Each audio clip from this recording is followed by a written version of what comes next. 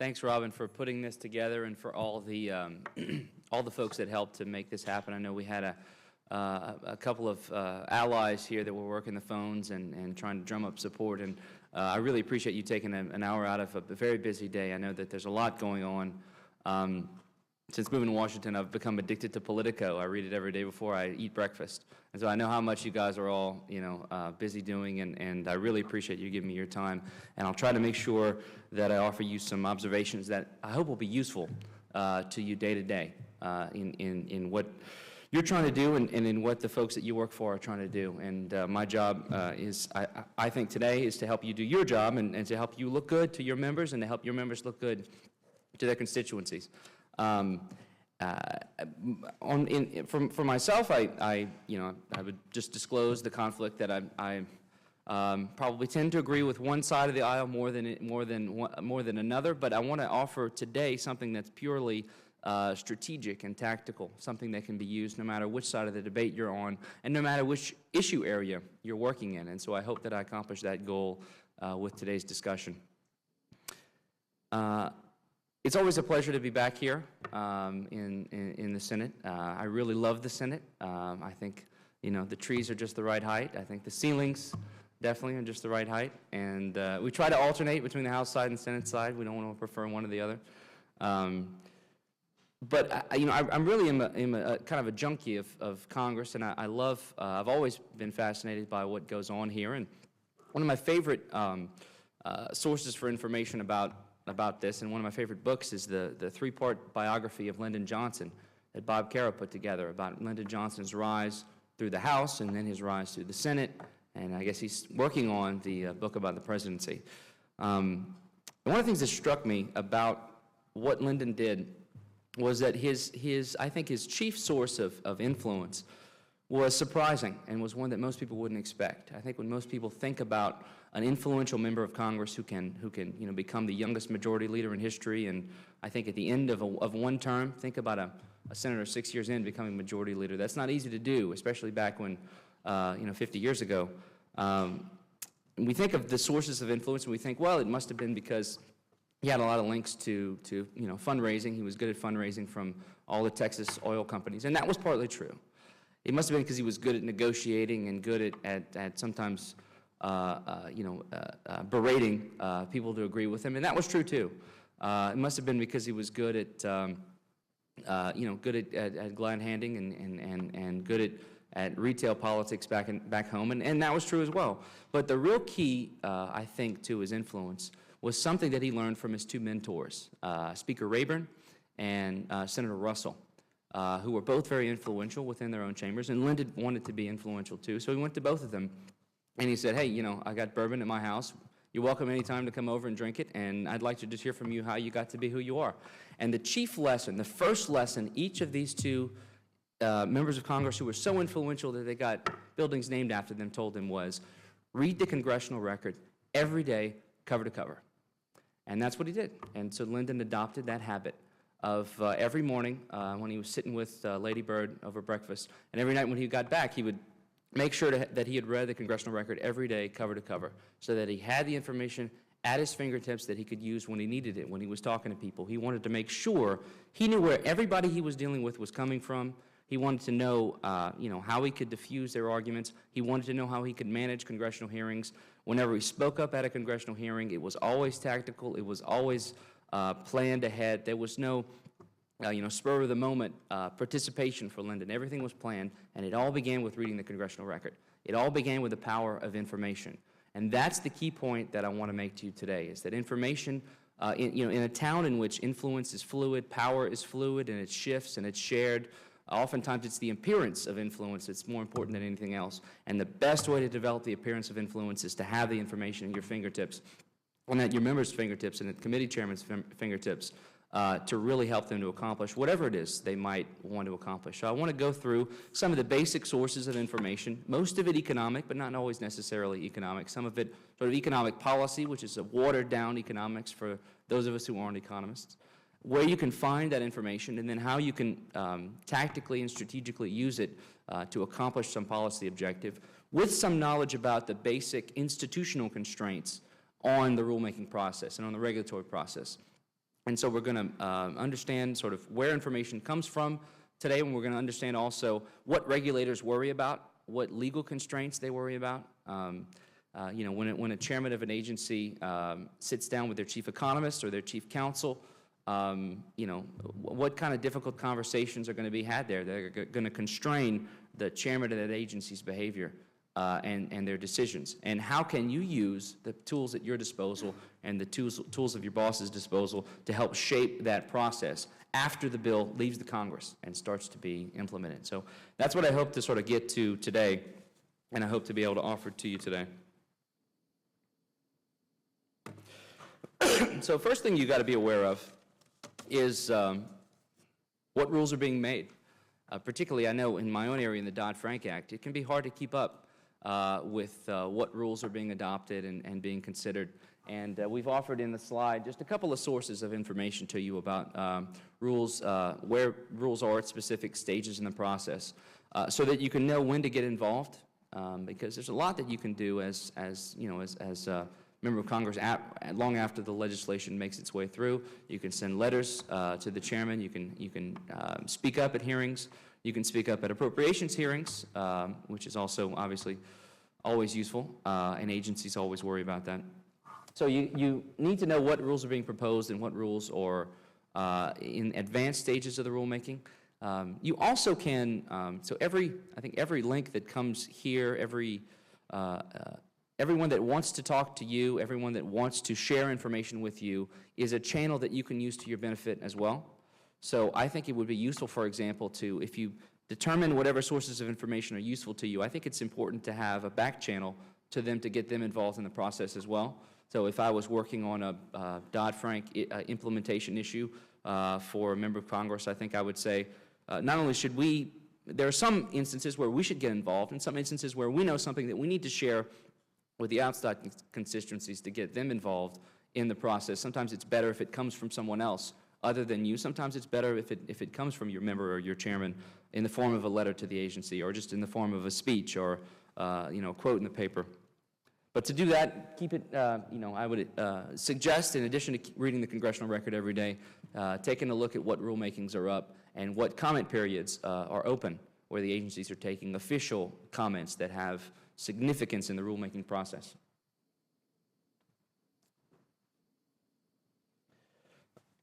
All right. To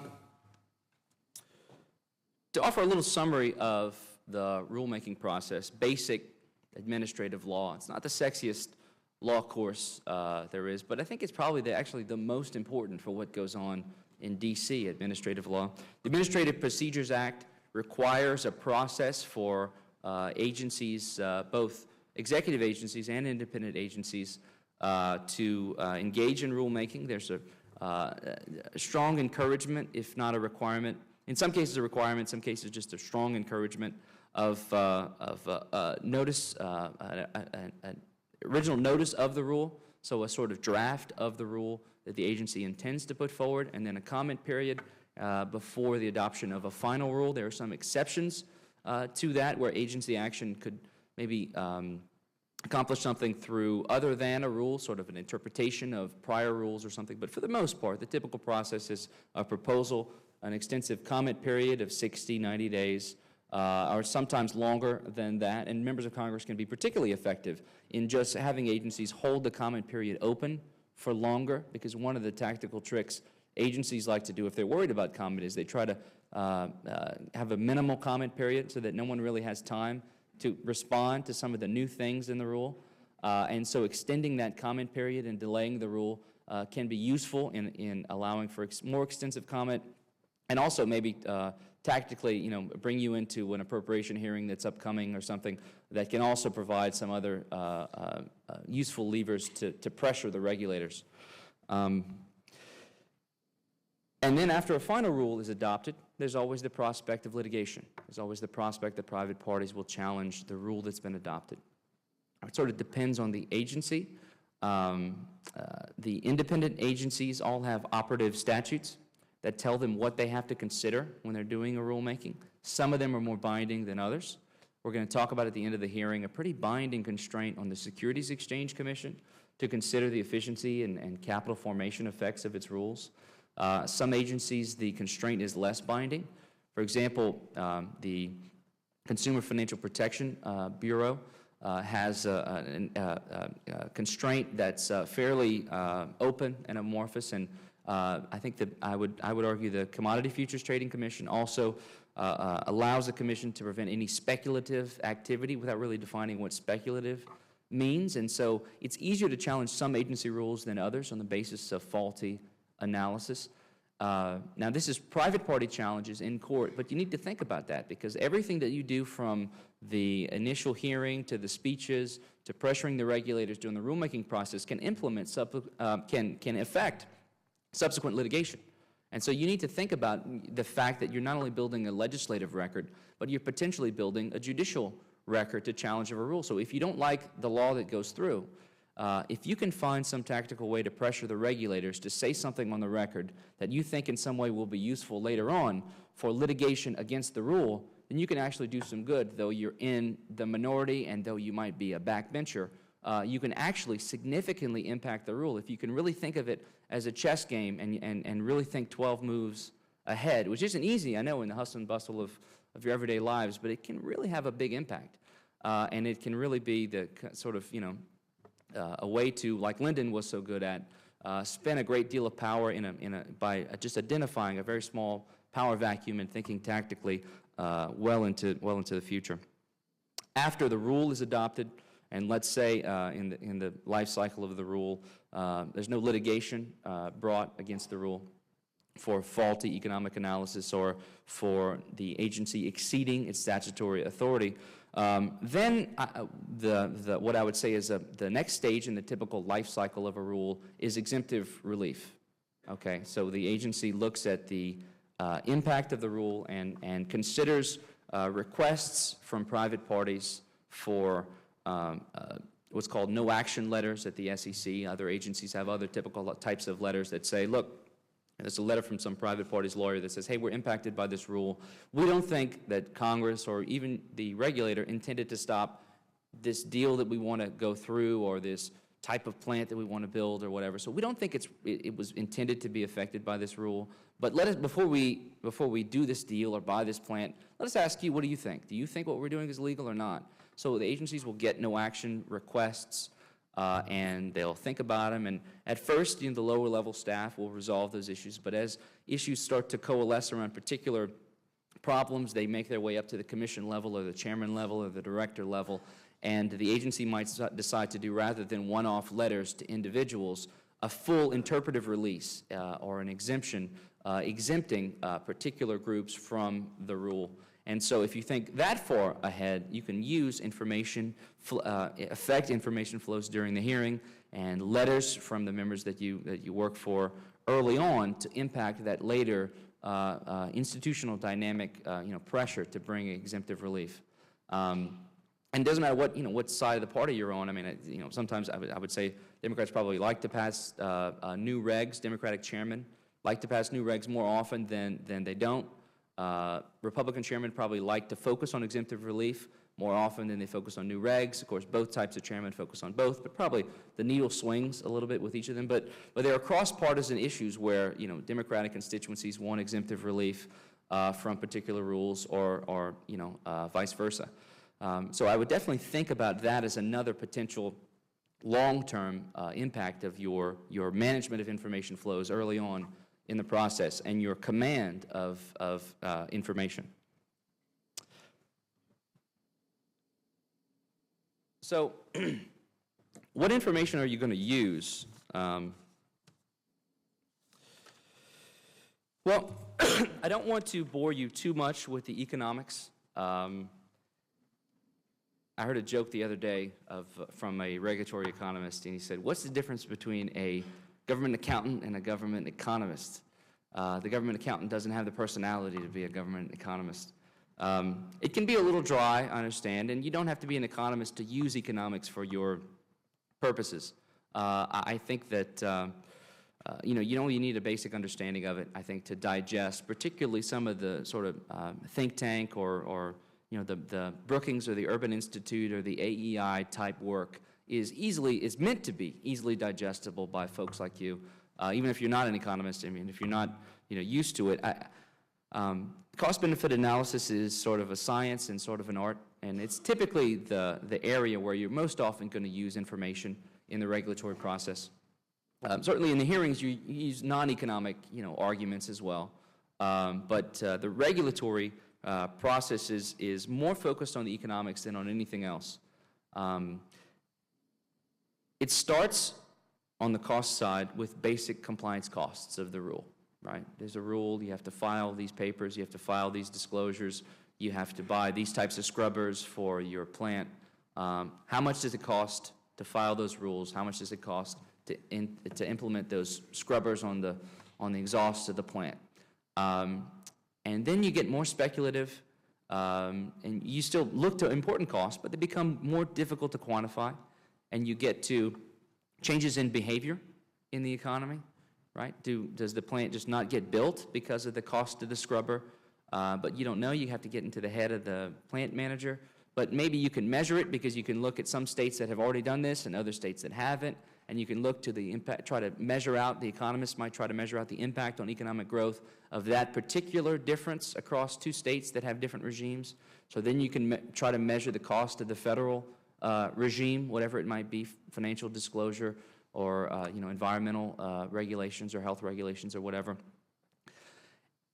That's where credibility becomes important, and I think that industry sources and consumer advocate group sources can be useful. They're designed to be very, very useful to the precise question in your debate, but the credibility can often be, there's an obvious conflict. They're obviously conflicted. They obviously want an outcome. As you get to the think tanks, they're, I would describe as being somewhat more credible, a little bit less precisely on point to the particular issue you might be dealing with. And then as you get to the academics, they're often a lot more credible and a lot more useless. Speaking as an academic, I can tell you, it's typically the case. But I would use all three sources. I mean, I would definitely use the industry, the think tank, and the academic and try to put them all together. Where do you go for this information? Well, obviously the websites are going to be useful. For the academics, I would go to a source called SSRN, Social Science Research Network, www.ssrn.com.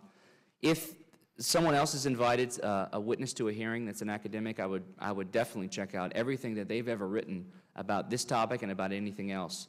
And I'll tell you a little bit more when I get to hearings and lessons learned from hearings about how that could be useful. But I would definitely want to know everything you can about anybody you identify as an ally or an opponent in the academic world, and know that have they been consistent on this issue? Have they flip-flopped? Sometimes academics do that, and they might have a prior study inconsistent with this particular issue, or inconsistent with some other issue that might be important to the Democrats or Republicans they're working with, and so you can demonstrate that witness isn't as loyal to the other side as they might have represented themselves to be. There are a lot of different ways to use the track record of an academic against them. So, speaking against my own industry, I think that's how you can get them, and how you can use information to target individual sources of information specifically. But, just in terms of the broader debate, those are the three types of sources I would suggest you look to from the outside. From the inside, there are also obviously some great resources. I think GAO, for what it does for its mandate, puts out some great studies. Obviously, it tries to be extremely apolitical. It tries not to say anything that could be taken as political, and that's just a institutional design. And that kind of limits sometimes its usefulness. But it's also always very thorough. And if GAO is willing to take a position, it's probably been really well researched. I've always found GAO reports to be very useful. CRS can be useful for what it's designed to do. Again, a very basic gloss on an issue, not an in-depth research of an issue. Sometimes they have time constraints as well. But for what they were intended to do, CRS, I think, can be useful as well.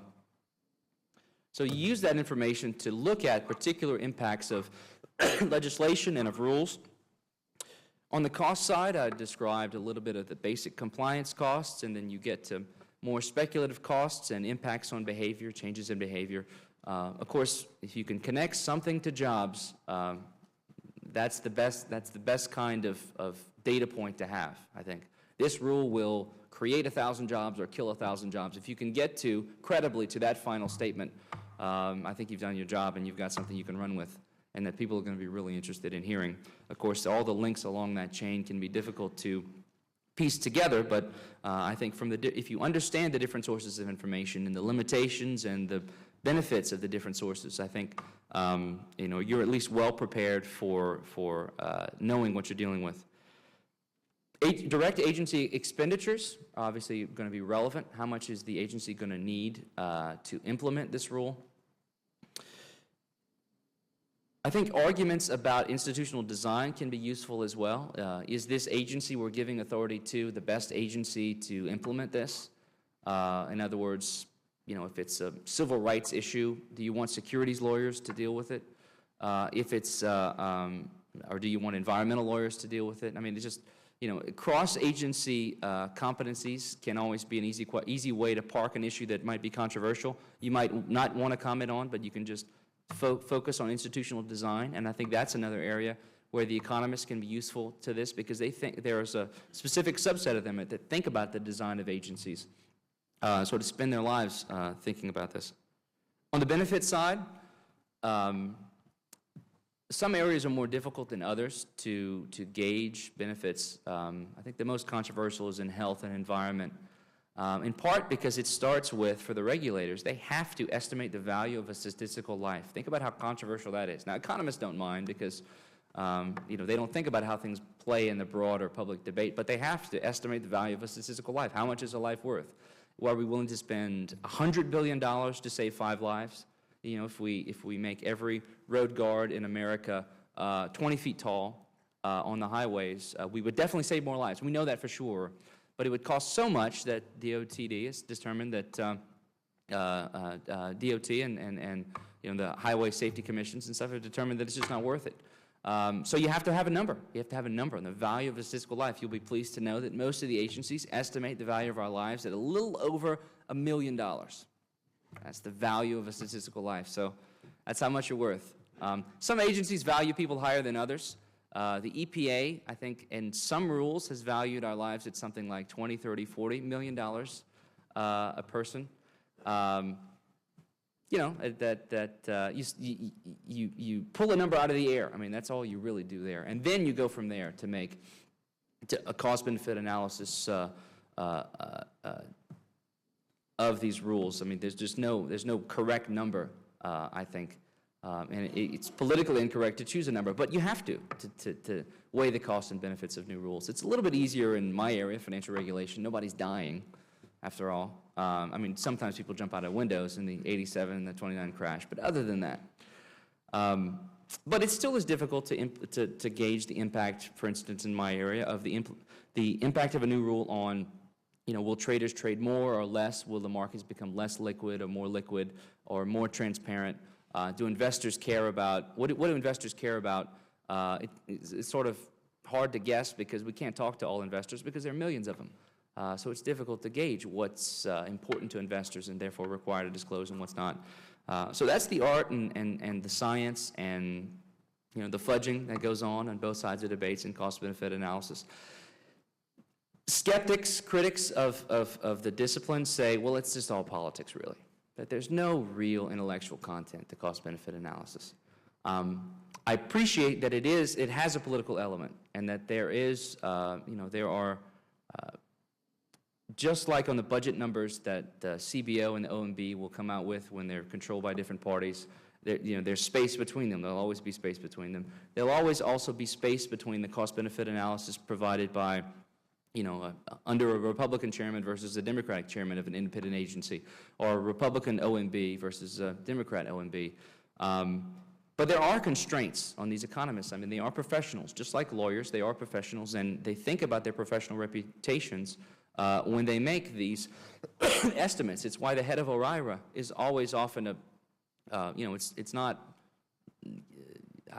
we've never seen, I think we never will see the OMB OIRA director, the Midwest finance chairman for a campaign. That'll just never happen because it would just look bad. So it's always going to be economists that are chosen that have professional reputations and that constrain their guesses in some way. So I think there is actual space for real intellectual content, though it is, like everything else in this town, from the cabbies to the bartenders, affected by and saturated with politics. I think there is a professional element to it as well. So it's difficult to estimate, it's difficult to make guesses. Yeah, I'll take a question. Yeah, absolutely.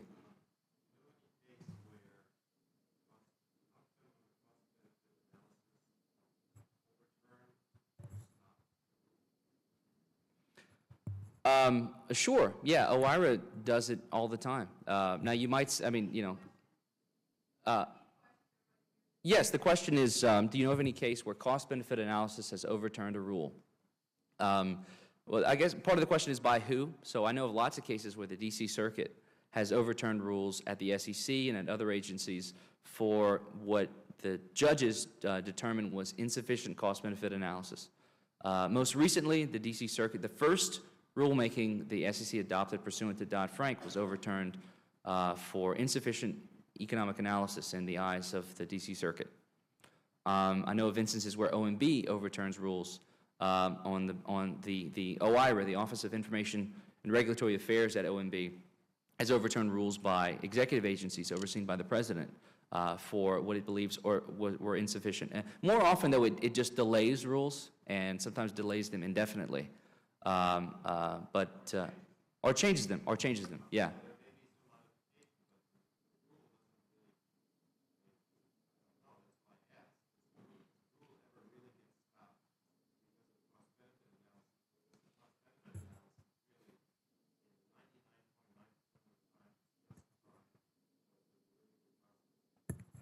I take a comment probably particular to OMB review of executive agencies. Yeah, that's kind of a chicken or the egg problem. I have to imagine the economists are informed by the desires of the political, which way the winds are blowing and the preferences of the president and the staff. But, definitely in terms of the administrative law process and judicial review of the administrative agencies, it definitely impacts, it's a way around Chevron deference. Essentially, if you don't like the level of deference that judges give independent agencies under the Chevron case, one of the ways around it that the judges have been willing to consider is insufficient economic analysis. They don't give deference to bad economic analysis. Now, you might say, and the critics of those cases have said, well, this is just judges substituting their political preferences for that of the agencies. If you really don't like cost-benefit analysis, you really don't like it. But it is at least semi-independent, and often these panels are bipartisan in terms of who put them on the court, and they still overturn for insufficient economic analysis. So I think that's where it has the real weight in terms of the legal impact, the overturning. But as you said, I think the reshaping of the rule from OMB or from outside parties during the comment period of, there's often a lot of changes between the proposed rule and the final rule. I know just from watching I'm an SEC watcher, so just from watching the SEC, I see a lot of what I would call major changes between the proposed and the final rule on the basis of comments that try to harness economic analysis and try to shape it. And definitely the recent case in the DC Circuit was a big boon for cost-benefit analysis, at least. Tell your kids instead of being doctors and lawyers, they need to go become cost-benefit economists after this Business Roundtable case, because it's going to be more frequently used, and the SEC is, as a result, hiring from, they've got 30 economists now. I think they want to have 100 within the next year or two. So, if you can suffer the 6 years of hell that getting a PhD in economics, particularly regulatory economics is, there's a lot more to do around these parts in that area. Other arguments where I think that it can just frame the debate early on, I would think about the impact on various states, particularly states of other members of committees, and I would say, what does this do to jobs in Ohio or Michigan, and ask the witnesses that, and you'll see ears suddenly perk up on the rest of the committee. I think these hearings really matter. I really think they do. People will say that, it just goes on C-SPAN, nobody really watches it. My mom and my grandma watch it when I testify C-SPAN, even if it's 3 in the morning, because when I go home, I make them watch it. But I think a lot of people do watch it, actually, at least within the bubble that makes policy. A lot of people watch it, And I think that you can change the minds of other members of Congress as well that might, not really care particularly about an issue one way or the other. And issues that are small within this environment are huge outside in other constituencies. I mean, million-dollar problems get considered in a matter of seconds here on a whim because they just don't have time to think about it. And so I think that hearings can convince, and hearings can shape the momentum of a rule, adopted pursuant to legislation. They shape the legislation, and definitely these hearings are watched by the agencies that are affected. They are definitely streaming these hearings in, and they're watching and they're thinking about it as they write, 100-page rules to implement a 2-paragraph piece of legislation. So I think that getting your members ready for these hearings is important, and I think it's important to encourage your members to go to these hearings too. Some are more active than others. It's disappointing to see those that aren't active in coming to hearings and getting involved, particularly when I know that they actually care about the issue that's being discussed. I think it's important to be there, not just because it's useful to send a clip back home to, live at 7 of you taking on, your member taking on an agency. I mean, that's important too. I agree with that. But it also shapes the debate, and it shapes the agency's implementation of the rule in a big way. So with that, I want to just go to talking a little bit about the tools at your disposal and what I believe are rules for a good hearing, conducting a good hearing, because I think it all starts with the congressional hearings. Why do they matter? Well, number one, they drive the debate. Outside reporters are lazy. They're lazy, and when they want to learn about an issue, they look to the statements at the hearing. They look to, maybe they do a quick SSRN search, a Google search, and then they make a couple of phone calls, and then they write it up. So the hearing will shape the story about the issue, at the very least. The hearing will shape the agency because the agency is concerned about what members are concerned about, because the agency knows it's going to come back to talk about appropriations later on. And so the rule writers worry about what the chairman worries about, who worries about what the members on the Appropriations Committee worry about. It changes members' minds, so I think the hearings are important. Now, I've had a chance to do 12 testimonies here. I really love doing it. I think it's fun. And it's fun to get in the mix of things and to watch things happen. I think I've learned some best practices, and I think I've seen some things that really don't work. So I want to sort of give my view of what makes for a good congressional hearing and how you can harness the information about the regulatory process to design a good hearing and to think through a good hearing. In my view, I think the chairmen manage hearings. It's the job of a chairman to manage a hearing well. The chairman needs to know what the other members of the committee that he wants to support and what his constituencies need, and he has to have an outcome in mind. He or she needs to know what issues he wants to communicate in that hearing, and you want to manage you want to choreograph everything that happens during that hearing to get to that outcome. It's the job of a ranking member to try to disrupt every objective of the chairman in getting to that outcome and try to bring in different viewpoints into the debate, try to disrupt the momentum, slow the momentum, try to throw a monkey wrench into the works whenever you can. And so I think you need to think about how you use information to do that, how you use information about the costs and benefits of particular things that are being considered. And for example, I think that when you have coalitions of support behind an issue, it's always hard to build a coalition, and you'll often see those coalitions represented at the witness tables. If you're a chairman, you want to keep that coalition together. If you're a ranking member, you want to divide and conquer, okay? So you want to think about what that coalition disagrees about, and you want to emphasize that at the hearing. You want, as a ranking member, you want that to be the issue. You want to say, do you agree with him and him about lots of other things that you disagree about? I mean, you can imagine, for example, on the Republican side, in my issue area, small businesses and large businesses have very different objectives in mind about a lot of things. I mean, there are a lot of large businesses that, frankly, like regulation because it can be helpful, because it can, drive out smaller competitors. Small businesses don't like that as much. And they have different issues on tax policy, different interests on financial regulation. So fracturing that coalition can be very useful for a ranking member. On the other side, think about, let's say, environmental groups and union groups. How often do they really agree on anything? Or even on on issues where most of the union agrees on something, there are some unions that will just disagree. I mean, they often have different interests. They represent unions in different industries. And so fracturing coalitions on either side are possible. And I think as a ranking member, there is always a way to do it. On the, ranking member, you're looking at 3 witnesses that are there to advocate for something. They don't agree about everything. And if you can figure out, and if you can help your members figure out what they disagree about, I think that you can be a lot more useful at that hearing. Don't forget that the hearings, in terms of managing and in terms of the actual product you're going to put in front of your member prior to the hearing, one of the things about law in court, practicing law in court, is that you can't ask leading questions. It's not allowed. You can't say, do you think that this person did the crime and that they did so because they were mean and that they wanted the money and that it was because, you lay out the answer fully and then you get a yes. No, the judge will say, no, overruled, and probably disbarred because no leading questions allowed in court.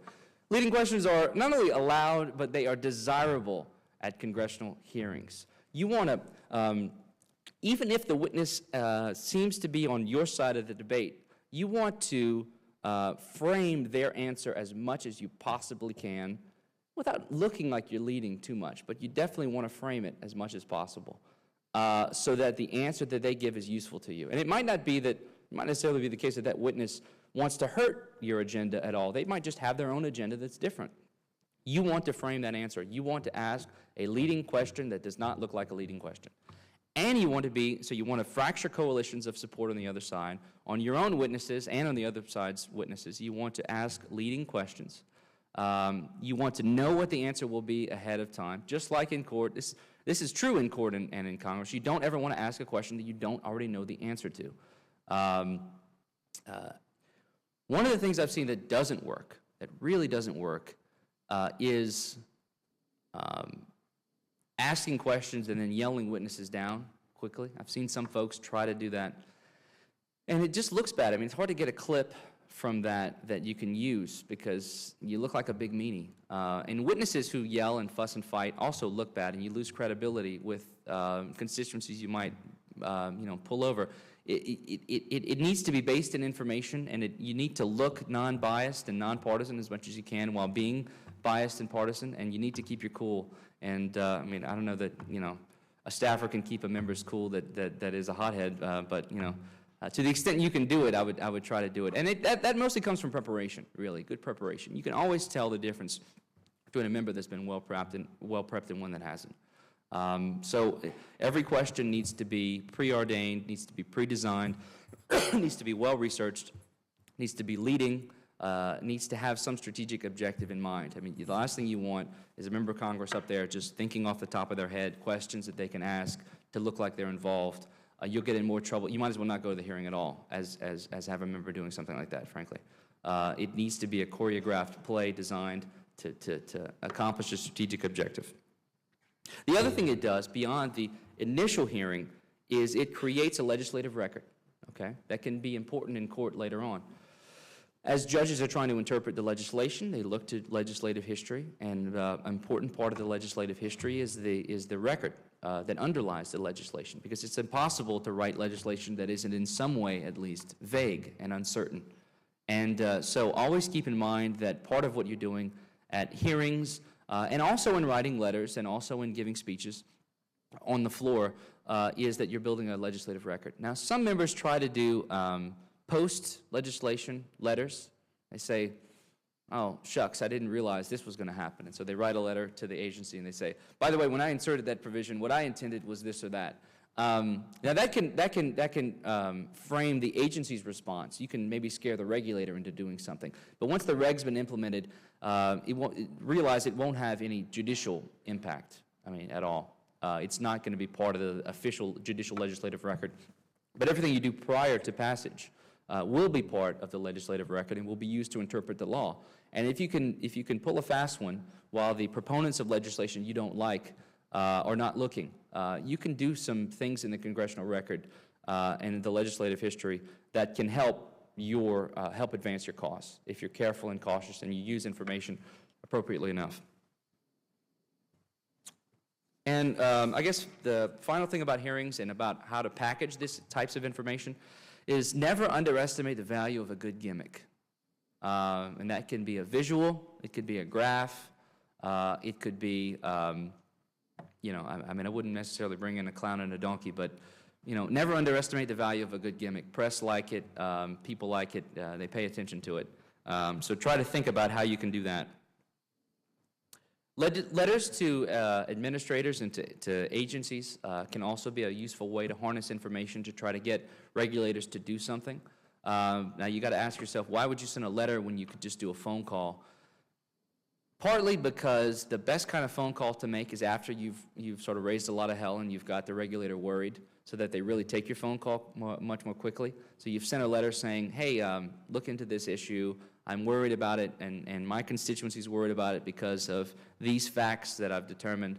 I really want you to look into it and report back. You don't have to be the chairman to do this. I mean, any member can write a letter, you know, and send out a press release and write a letter to a chairman or a director or a secretary or whatever. You write the letter to get public profile of it.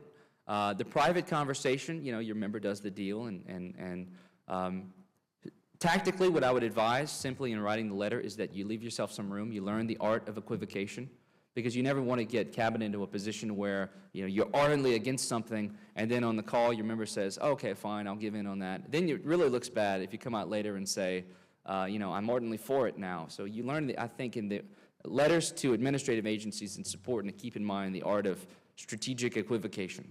You know, on the one hand, on the other hand, can be useful. You want to scare them a little bit into responding without necessarily limiting your ability to be flexible and your members to be flexible in dealing with the agencies going forward. All right, we're getting on to time. I wanted to talk a little bit about the proxy access hearing, but we're a little bit over. Let me just give the basic takeaway from that hearing. It's a particular rule I had a chance to be involved with.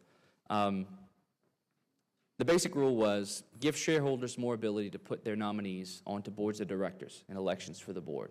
Proponents and the witnesses who were there arguing in favor of it said, well, it'd be helpful. Companies don't always work the way they should. If they were these executives were more accountable to their shareholders, maybe there would be less excessive executive compensation. Maybe companies would be better managed. Opponents of the legislation said, wait a minute, shareholders are conflicted. They don't always want the same thing. Some of them are unions who are interested in, you know, keeping the factory open that maybe should be closed, or that sort of thing. It could lead to some inefficient outcomes. Some of them are hedge funds that maybe just want to cash out in the company, don't want to invest in R&D going forward, and don't really think long-term, that kind of thing. So that was the debate. A couple of things I saw were particularly effective. One, Senator Schumer, I think, used his time extremely effectively, and was able to, it was clear to me, he was thinking about agency implementation, he was thinking about congressional record, and he was thinking about potential legislative challenge going forward. So he wanted to use his time to create a record about, he thought through potential unintended effects of the legislation. He wanted to make sure he was clear that that was considered by the sponsor of the legislation, and he cabined and framed and you know, asked leading questions precisely to make sure, you know, he tried to create a record there. I think it was a textbook example of perfect use of information in a congressional hearing. Senator Johans, I think, did a really good job of bringing it back to states, and he said, you know, he told a story back when I was governor of I forget where he was governor of, Nebraska maybe? North Dakota, Nebraska? Right. Back when I was governor of Nebraska, I tried to take on Delaware. Delaware is the source of corporate law, and there's sort of some preemption of in Dodd-Frank of Delaware. He said, I tried to take on Delaware, try to get everybody to incorporate Nebraska. You know what I learned? It's really hard, and Delaware is doing something right. And I think that all of us represent states, and he looked at everybody else there, and we should all think about the impact on states, and all our secretaries of state were sending letters at that time to the members about this issue. And what we saw was the SEC did everything it could in writing the rule to try to make it seem like they were accommodating states. We saw the hearing and the comments focus on impact on states as a direct result, I think, of him raising that issue then. So I think on his side of the aisle, I think it was a very effective use of information to try to you know, convince other members and try to fracture coalitions of support. The SEC did a 50-page economic analysis. The thing about an agency, here's the trade-off agencies face when they do economic analysis. The less you say, the less you have that can be challenged. Right? The more you say, the more you have to make assumptions that can be challenged. So if you say very little, well, then people can say, well, you didn't do an analysis at all. But that's all they can say. Right? And maybe you can try to get Chevron deference as an agency for that and just say, well, we made an agency decision. We made an affirmative decision that you just can't do it here. So we should get deference for that decision. Or you could go the other way and say, we did it. We did it. We didn't do it insufficient. We did it. We did a huge one. We did 50 pages. But all along the way, you have to make assumptions, each one of which can be challenged.